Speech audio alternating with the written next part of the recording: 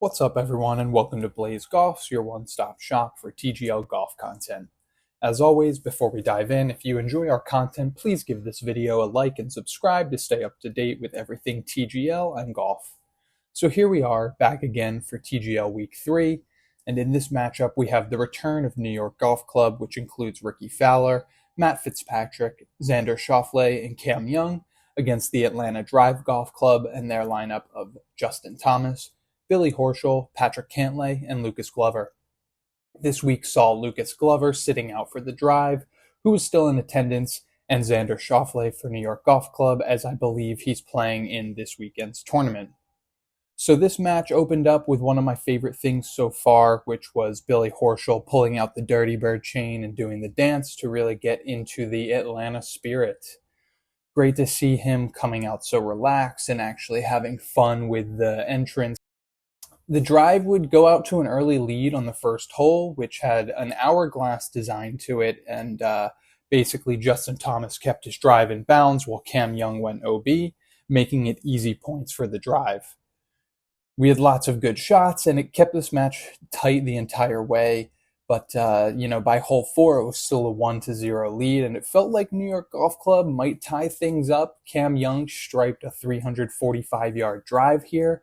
However, we have our early highlight of the night because Justin Thomas drained a clutch 24-foot putt to save the hole. We're on the green in 2. Leaves Justin Thomas 24 feet, a must-make putt. 31-year-old comes through clutch. JT delivers. High fives. And at this point, JT was just dialed in and leading his team to victory. Hole 6 here, he sticks a shot to a few Then on 6, JT again. Second shot, the par 4, 142 yards. He was in his bag.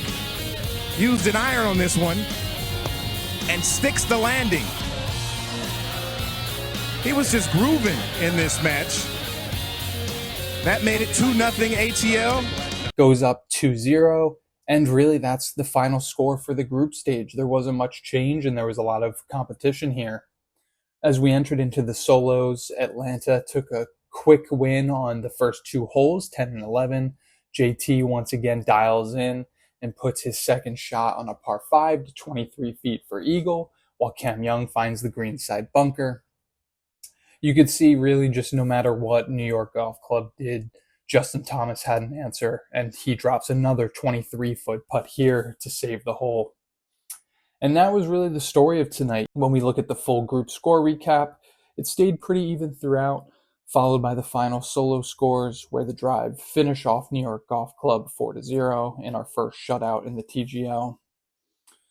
Week 3, in my opinion, brought a lot more of the fun vibes, thanks to the Atlanta Drive. I mean, Horschel has embraced the whole thing, and he knew how to enjoy the setting and the moment.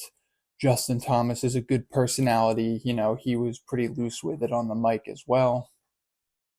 2 big issues, though, are the hammer remains, a weird factor in this because it wasn't used this week. I think that they need to find a way to automatically give it back to the opposing team if it doesn't get used within a specific amount of holes, and really just force these guys to use it within a certain time frame and a certain amount of times per match, and give the losing team a chance to get back in it and add some pressure.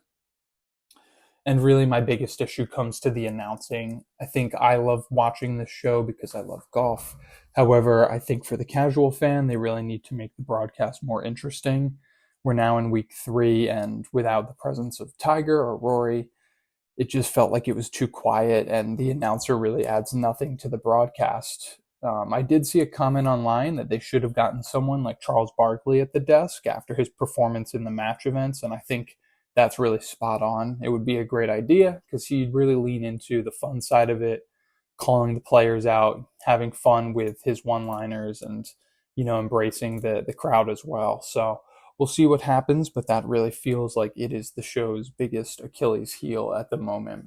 Next week is probably going to be one of the more exciting matches of the season, as we have Tiger returning with Jupiter Links and the debut of Boston Common Golf and Rory McIlroy. So I am pumped to see Rory get on here, and having those two who spearheaded this whole idea will be hopefully a great time. So thanks for watching this week's TGL recap, and as always, if you enjoyed this video, make sure to give it a like, share it, and subscribe to our channel to stay up to date with all TGL content.